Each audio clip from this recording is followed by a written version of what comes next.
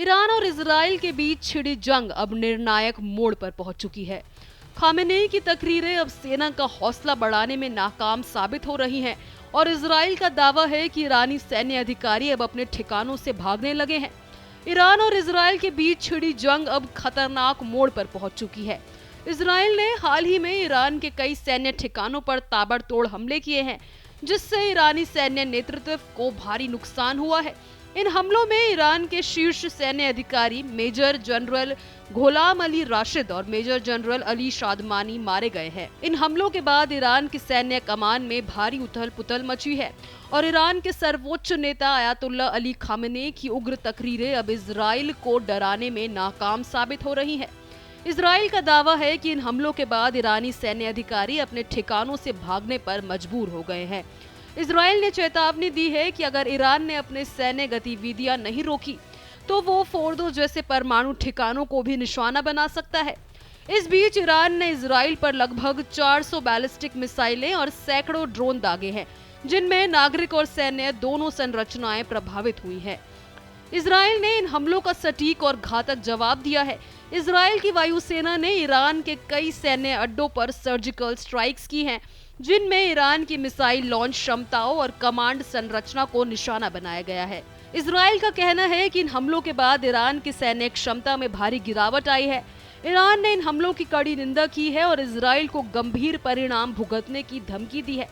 Iran के विदेश मंत्री अब्बास अरागची ने कहा कि ईरान परमाणु समझौते पर फिर से बातचीत के लिए तैयार है, लेकिन इजराइल की सैन्य गतिविधियों को देखते हुए ये संभावना कम होती जा रही है। ईरान की संसद ने परमाणु अप्रसार संधि से बाहर निकलने पर विचार करना शुरू कर दिया है और कुछ कट्टरपंथी नेता होर्मुज जलडमरू बंधे को बंद करने की धमकी दे रहे हैं, जो वैश्विक तेल बाजारों को प्रभावित कर सकता है। अंतर्राष्ट्रीय समुदाय इस संघर्ष को लेकर चिंतित है। G7 देशों ने इजराइल के आत्मरक्षा के अधिकार का समर्थन किया है और ईरान को मध्य पूर्व में अस्थिरता और आतंकवाद का स्रोत बताया है। संयुक्त राष्ट्र सुरक्षा परिषद ने इस संघर्ष पर चर्चा करने के लिए बैठक बुलाई है और यूरोपीय संघ ने तत्काल युद्ध विराम की अपील की है। इस संघर्ष में अब तक 224 ईरानी नागरिकों की मौत हो चुकी है, जिनमें महिलाएं और बच्चे शामिल हैं।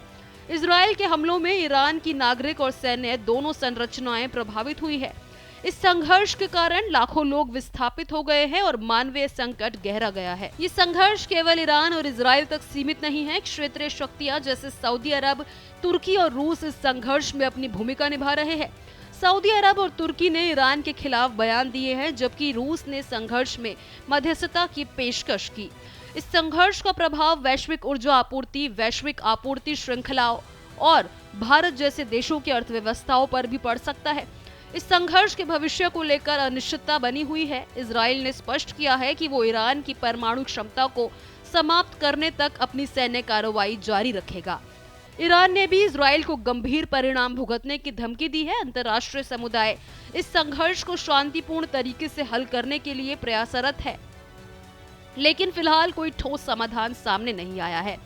ईरान और इजराइल के बीच ये संघर्ष न केवल इन दोनों देशों के लिए बल्कि समूचे मध्य पूर्व और वैश्विक समुदाय के लिए गंभीर चिंता का विषय बन चुका है। इस संघर्ष के परिणाम दूरगामी हो सकते हैं और इसकी दिशा भविष्य में तय करेगी कि क्षेत्रीय और वैश्विक स्थिरता कैसे प्रभावित होगी।